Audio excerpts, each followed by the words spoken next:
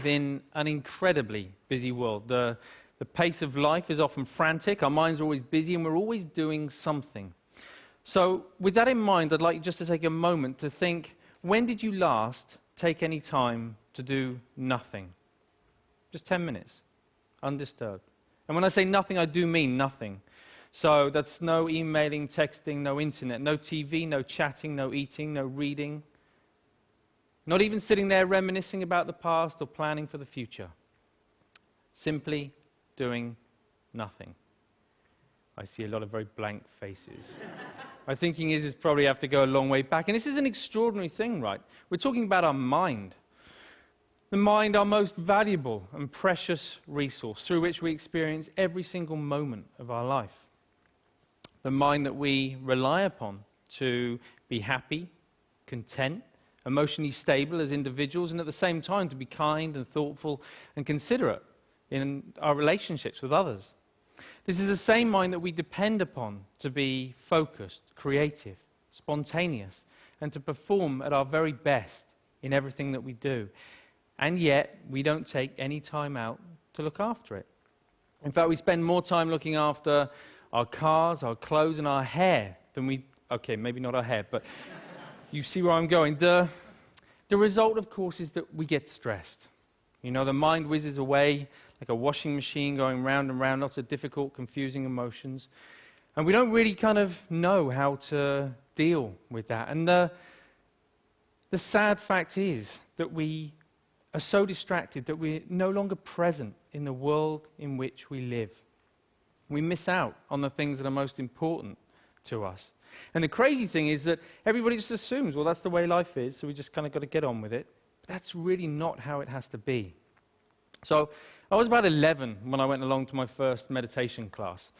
And trust me, it had all the stereotypes that you can imagine, the sitting cross-legged on the floor, the incense, the herbal tea, the vegetarians, the whole deal.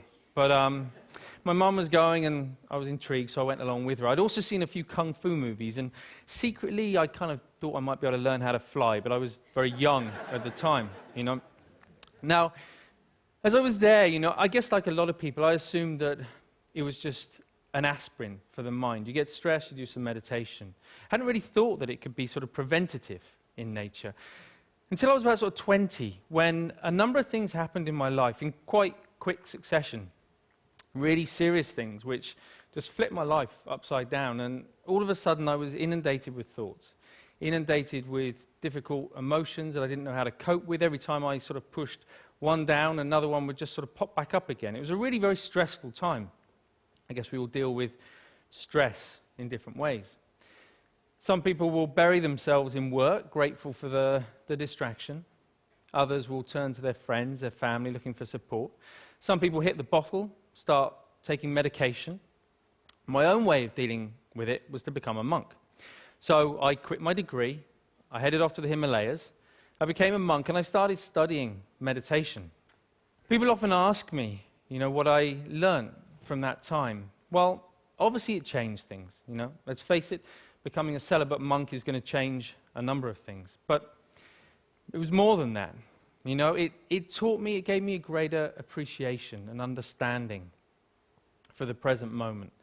By that, I mean not being lost in thought, not being distracted, not being overwhelmed by difficult emotions, but instead learning how to be in the here and now, how to be mindful, how to be present.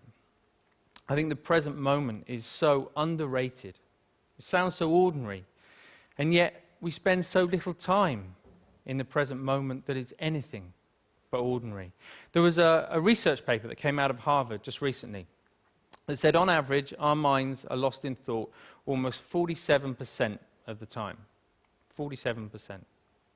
At the same time, this sort of constant mind-wandering is also a direct cause of unhappiness. Now, we're not here for that long anyway, but to spend almost half of our life lost in thought and potentially quite unhappy, I don't know, it kind of seems tragic, actually, especially when there's something we can do about it.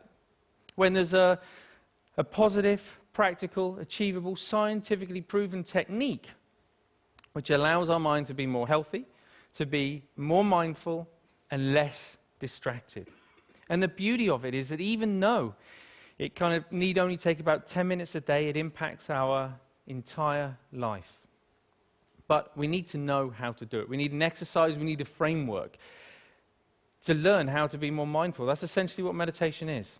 It's familiarizing ourselves with the present moment. But we also need to know how to approach it in the right way to get the best from it. And that's what these are for, in case you've been wondering. Because most people assume that meditation is all about sort of stopping thoughts, getting rid of emotions, somehow controlling the mind. But actually it's quite different from that. It's more about sort of stepping back, sort of seeing the thought clearly, witnessing it coming and going, emotions coming and going without judgment, but with a relaxed, focused mind. So for example, right now, if I focus too much on the balls, then there's no way that I can relax and talk to you at the same time. Equally, if I relax too much talking to you, then there's no way I can focus on the balls. I'm going to drop them. Now in life and in meditation, there'll be times when the focus becomes a little bit too intense and life starts to feel a bit like this. It's a very uncomfortable way to live life when we get this tight and stressed. At other times, we might take our foot off the gas a little bit too much, and things just become a little bit like this. And of course, in meditation, we can end up falling asleep. So we're looking for a balance of focused relaxation where we can allow thoughts to come and go without all the usual involvement. Now, what usually happens when we're learning to be mindful is that we get distracted by a thought. Let's say this is an anxious thought. So everything's going fine, and then we see the anxious thought, and it's like, oh, didn't realize I was worried about that. You go back to it, repeat it. Oh, I am worried. Oh, I really am worried. Wow, there's so much anxiety. And before we know it, right, we're anxious about feeling anxious. You know, this is crazy. We do this all the time, even on an everyday kind of level. If you think about the last time, I don't know, you had a wobbly tooth. You know it's wobbly, and you know that it hurts. But what do you do every 20, 30 seconds? I don't know. It does hurt. And we reinforce the storyline, right? And we just keep telling ourselves. And we do it all the time, and it's only in learning to watch the mind in this way that we can start to let go of those storylines and patterns of mind. But when you sit down and you watch the mind in this way, you might see many different patterns. You might find a mind that's really sort of restless and the whole time. You know, don't be surprised if you feel a bit agitated in your body when you sit down to do nothing and your mind feels like that. You might find a mind that's very sort of dull and boring, and it's just almost mechanical. It just sort of seems to, it's as if you're just sort of getting up, going to work, eat, sleep, get up.